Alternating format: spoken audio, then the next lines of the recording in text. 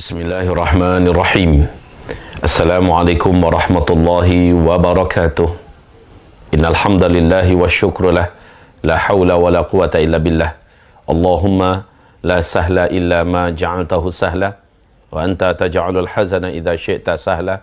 Rabbi ishrah li sadri wa yassir li amri wahlul 'uqdatam min lisani yafqahu qawli. Allahumma arinal haqqa haqqan warzuqna ittiba'ah wa arinal batila batilan warzuqna jitinabah. Amma ba'du. Sahabat-sahabatku seiman di mana saja antum berada, semoga Allah senantiasa melindungi antum dan seluruh anak, keluarga, famili dan keluarga besar seluruhnya dalam liputan iman dan keistiqomahan. Amin ya rabbal alamin. Apa yang kita alami pada hari ini, saya melihat ini adalah semacam test case dari Allah Subhanahu wa taala. Menurut analisa dan pengamatan saya, ini semacam simulasi kecil-kecilan dari Allah Subhanahu wa taala. Bahwa yang akan didatangkan oleh Allah ke depan ketika suasana dukhon terjadi, maka sedikit gambarannya sudah Allah berikan cuplikannya sekarang. Gambaran kecil, ya. Lihat banyak negara yang sudah menerapkan lockdown, ya. Di mana akhirnya perekonomian seluruhnya terhenti. Kemudian pertanian seluruhnya juga tidak ada lagi yang mengurus sehingga rusak, gagal pertanian. Peternakan tidak ada lagi yang memberinya makan, merawat dan sebagainya sehingga banyak ternak yang mati dan menjadi bangkai. Allah, ini miniaturnya saudaraku. Pada puncaknya nanti dalam hadis sahih Bukhari dan Muslim, tidaklah terjadi kiamat sampai tetangga rela dan tega mendatangi tetangganya dan membunuh tetangga itu karena sepotong roti yang ada di tangan tetangga.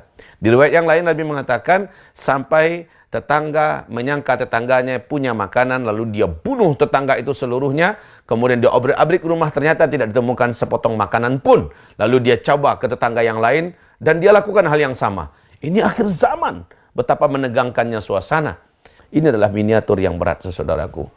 Saat-saat lapar itu Rasulullah memberikan solusi kepada umat. Saat-saat beratnya ujian itu Rasulullah memberikan solusi kepada umat.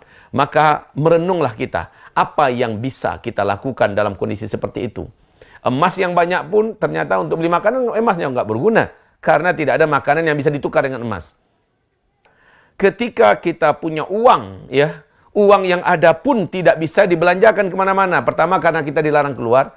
Yang kedua makanan yang mau dibeli juga sudah habis. Kalaupun ada, harganya sangat tinggi, bisa-bisa uang kita tidak berharga. Dan betul kata Rasulullah sallallahu alaihi wasallam. Nanti di akhir zaman, orang-orang yang punya duit yang banyak, hampir-hampir hartanya itu tidak berguna dan tidak bisa memadai untuk kebutuhan pokok buat menopang hidup asasinya. Masya Allah.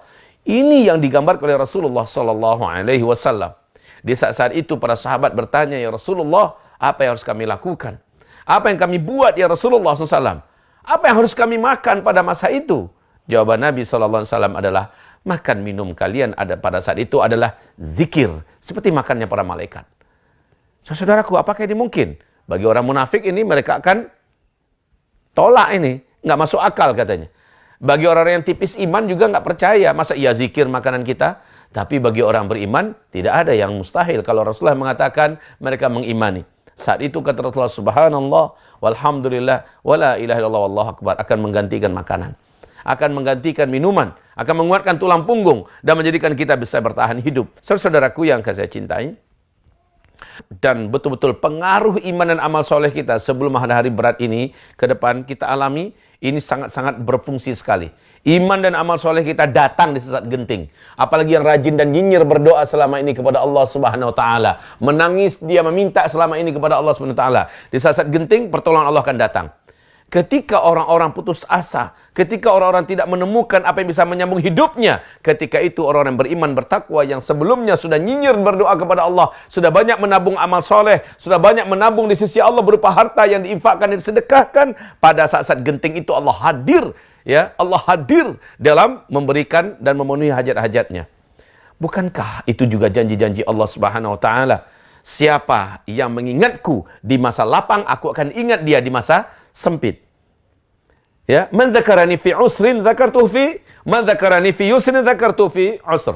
Siapa yang mengingat aku? Siapa yang beribadah kepadaku? Siapa yang nyinyir berdoa kepadaku? Siapa yang beramal di masa-masa dia masih lapang, dia masih santai, dia masih longgar, dia banyak beramal. Di masa-masa sulit, aku hadir untuknya. Aku akan datang demi memenuhi apa yang dia hajatkan, memenuhi apa yang diperlukannya. Masya Allah, saudaraku. Jadi, yang terjadi pada hari ini adalah latihan. Bagaimana kita menghadapi yang lebih besar daripada ini. Ya, latihan. Maka ambil pelajaran dari yang ini. Kalau seandainya badai ini berlalu, ingat saudaraku, kita di fase keempat dan penghujung fase keempat. Badai yang akan datang lebih besar lagi dari ini. Ya, ujian yang akan Allah datangkan berlapis-lapis lebih berat daripada ini.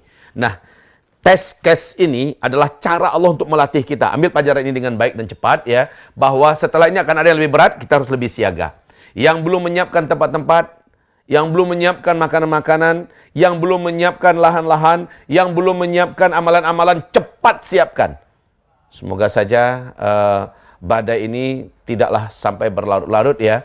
Ada yang mengatakan, mencoba memprediksi, semoga saja pertengahan April selesai. Ayo kita mengaminkan saja. Ada yang prediksi kayaknya nanti akhir April, ada yang memprediksi nanti mungkin Mei, ada yang prediksi, semua prediksi itu adalah akal-akalan manusia dengan ijtihad mereka, sesuai dengan kapasitas mereka untuk berbicara. Kalau kita mengatakan bagaimanapun saja, serahkan pada Allah. Bagi kita adalah apa yang sudah saya persiapkan, apa yang sudah saya lakukan. Tidak ada persiapan yang lebih mantap, kecuali adalah berbanyak amal soleh. Di saat begini, muhasabahlah. Banyakkan istighfar, dan berdoalah dengan doanya Nabi Yunus dalam perut ikan. Apapun musibah kalian, apapun bencana kalian, dan kalian membaca doanya Nabi Yunus ini, semua musibah dan bencana yang kalian hadapi itu akan diangkat oleh Allah. Kalian akan diselamatkan oleh Allah. Seperti Allah menyelamatkan Nabi Yunus. Yang Allah gelari dalam Al-Quran dengan sebutan Dhannun. Yang Rasulullah juga menyebut dengan gelar Dhunnun. Saudaraku, amalkanlah amalan-amalan para nabi-nabi, amalkanlah amalan para ulama-ulama Rabbani, amalkanlah amalan-amalan para wali-wali Allah Subhanahu wa taala, di mana mereka akhirnya disasat genting ditolong oleh Allah Subhanahu wa taala. Nastaghfirullahaladzim li wa lakum wa la haula wa la quwata illa billah. Assalamualaikum warahmatullahi wabarakatuh.